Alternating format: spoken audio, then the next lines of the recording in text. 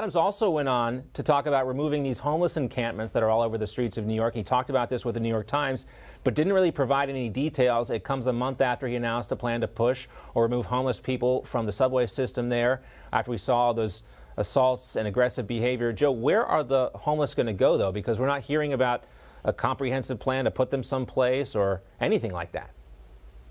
Look, we have homeless shelter beds. We have supportive housing. We do have some options. Is there enough? No. But I'm actually thankful that the mayor of the city of New York is actually taking a proactive step. Albeit the results will have to speak for themselves when we get through this policy for a couple of weeks and a couple of months. But I'm actually excited that this new mayor is actually addressing this problem and acknowledging the fundamental truth that the subway system is not a homeless shelter. It's not a drug rehab center. We're not giving mental health counseling in our subways. They're places where people want to go to get from point A to point B. I think the biggest adjustment for New Yorkers is that they're actually going to go from a mayor they hated all the time to a mayor they just hate most of the time, which is somewhat a better place to be.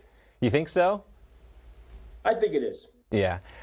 Well, you know, it's interesting you mentioned that about the mental health aspect of this, because the other thing that can't happen is you can't force someone to go into a shelter. And so many of these people on the streets, you know, they are suffering from mental illness somehow. So, you know, it's a big, expensive problem. But seriously, tell us what you guys are talking about, what the city council is talking about as a way to address this.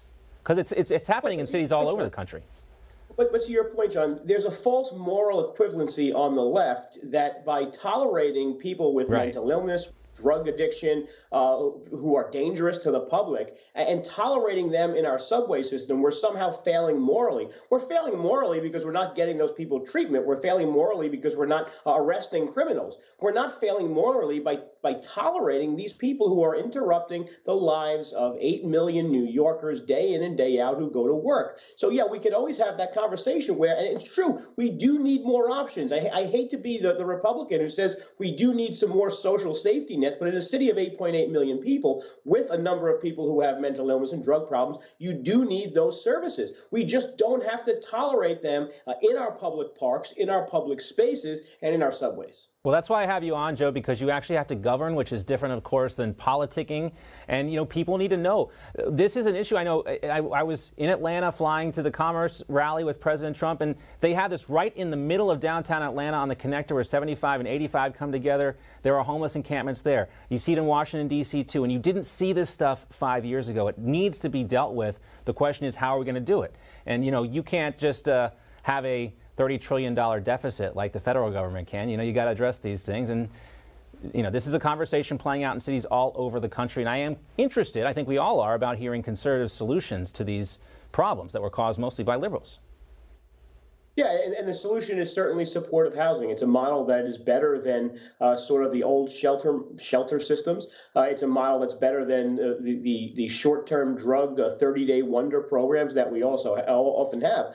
Supportive housing actually is the goal in the model. But again, I mean, you know, we're talking about public spaces. Part of it is making these habits convenient for people and to be socially tolerant of these habits. If you're allowing people to use drugs in the park all day, you're, as a society, not only encouraging it, but you're tolerating it, and it's going to grow and fester. We see that in places where they have needle exchanges and things like that. That's right. It turns into an industry, right, where you have these charity, they're getting tons of money to deal with these problems, but the problems never go away.